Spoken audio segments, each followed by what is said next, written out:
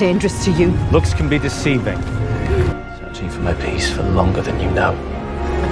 Please, for both our sakes, let me keep... In an instance like this, it seems to me that you do well to identify what it is that your opponent most fears.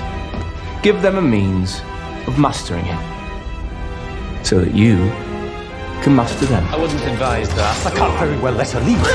You could, if you knew exactly where she was going. You don't know what I did before I ended up on that rock. Who are you? My people have no king. Just convinced me to send 5 This is about ships vengeance. and 500 men to aid your people and place a crown upon your head. Then he might assume you I used found me, it on a dead man. weighs upon your soul. When these people discover it, they will cast me out. So will you. The greatest trick the devil ever pulled was convincing me to watch the Rings of Power. And like that, 10 hours of my life. He's gone.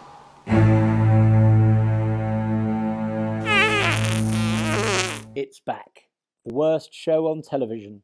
The series that no one would give a squirt of urine for. The show that gave us the worst twist ever.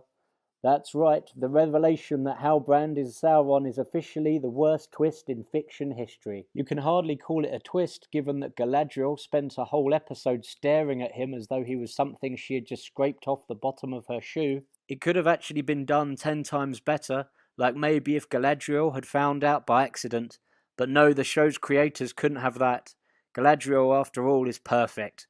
You'll have to get up pretty damn early in the AM to get past her. Amazon, in their infinite wisdom, have brought back the Rings of Power. I guess they decided they hadn't dumped enough all over Tolkien's legacy. After all, who cares if you absolutely trash a man's life work if you can make a few quid? Tolkien fought in World War I. He endured mustard gas, constant shellings.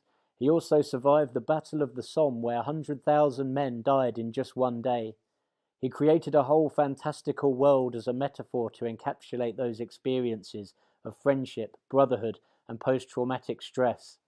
In Season 1 of Rings of Power, Amazon attempted to reduce his life's work to a pile of excrement. They should hang their heads in shame.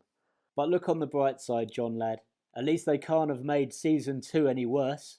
Could they? Well, the writers have stuck 2 fingers up to that notion. That wasn't Challenge accepted. Yes, that's right. Somehow they've done the impossible.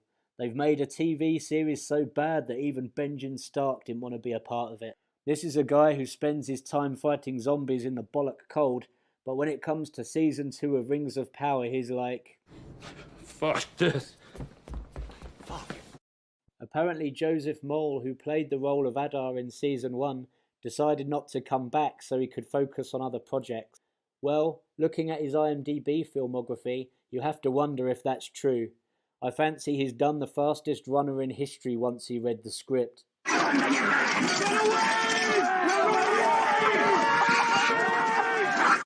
So just why is it so bad? Well, the first 3 episodes of Season 2 is a really hard slog. It was 3 hours of TV so painful, it actually started to make medieval torture look appealing. Certainly, once the episodes were all finished, I felt a deep sense of relief wash all over me.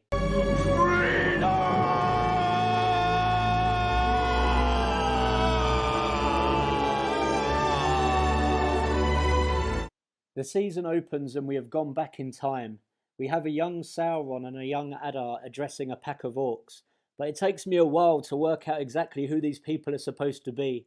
Mainly because Sauron looks completely different to the Halbrand character we're used to, but what's really confusing is, as I've already mentioned, they've changed the actor for Adar. When they change an actor, it makes it pretty difficult to know what the f is going on. They should have stuck a label on him or something. Anyway, one thing leads to another, and Adar betrays Sauron and stabs him to death. So Sauron does what all evil villains do. He turns himself into a puddle of black goo before resurrecting himself and becoming Halbrand. We then get the backstory of how Halbrand and Galadriel became best mates in Season 1. Why do we care? What's the point of this? It doesn't really add anything to the story. Following this, we move back to the present timeline.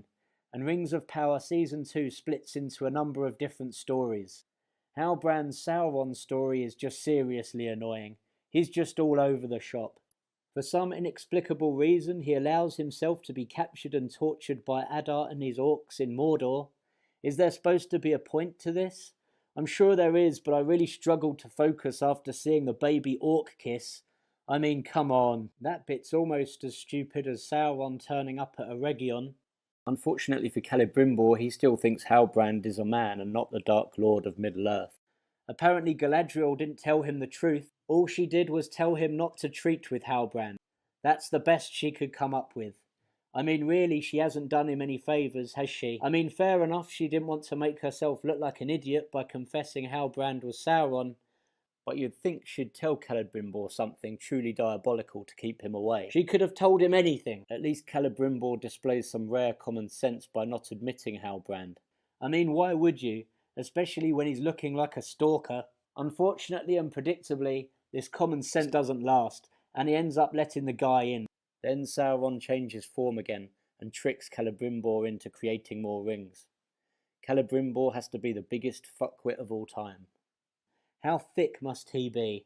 How can he not realise that he's being openly manipulated, especially given that the Halbrand bloke is being super shifty and very creepy? Then we go to the elf story, which is just boring as hell. These guys just talk in big riddles, and it's hard to know what any of these guys are actually talking about. Everything they say is supposed to be deep and meaningful, but it just sounds so convoluted and ridiculous. It's the art of saying something without saying anything. Out to the east, a dark wind blows a soft tickle across the smooth skin of my scrotum. Eventually Galadriel spills the beans and tells Elrond and Gil-galad that Halbrand is actually Sauron. This prompts Elrond to have a hissy fit. He becomes convinced the rings are bad and will corrupt anyone who wears them. So Elrond steals the rings and gives them to a sailor friend so he can toss them in the sea. Yep, that'll destroy them. Anyway, the sailor gets influenced by the rings and decides to put one on. So it seems the writers of Rings of Power are basically imbuing these elven rings with the same characteristics as the Ring of Power. They influence, they manipulate, they show you visions. Have the writers even studied the source material, or did they just watch Peter Jackson's Lord of the Rings trilogy as preparation for writing this show? Anyway, Galadriel gets one of the rings and has a dream that Celebrimbor is being nailed to a tree, so she thinks something bad has happened to him. She tries to convince Elrond and Gil-galad to let her go and save him, and after some more pointless and convoluted elvish dialogue, Gil-galad eventually agrees. But Galadriel is told in no uncertain terms that she won't be leading this expedition, and will have to take orders from Elrond. I'm guessing this will turn out to be the wrong decision, and at some point, in some really cringy scene, Elrond will relinquish his leadership to Galadriel, clearly saying that she's better than him. I admit it, you are better than I am. Another thing we find out in episodes 1 to 3 is that Isildur is not dead. I am Jack's complete lack of surprise. Given this is probably the same Isildur who we see giving Sauron the most violent manicure you'll ever see, you have to assume he was still alive. So where has he been? Sunning himself in Barbados? No, it turns out he's been in a cave, tangled in a spider's web this whole time. How long has he been there exactly? His father, all his friends have buggered off and sailed home, so how come he hasn't been eaten? He's also extremely lucky that his horse is auditioning for the lead role in the remake of Lassie Come Home. He's also lucky that the spider forgot how to bite during their little wrestling match. After all, the spider looked pretty flaming deadly when he was attacking the orc. Anyway, Isildur escapes the cave. He discovers a love interest, and they make little doe eyes at each other.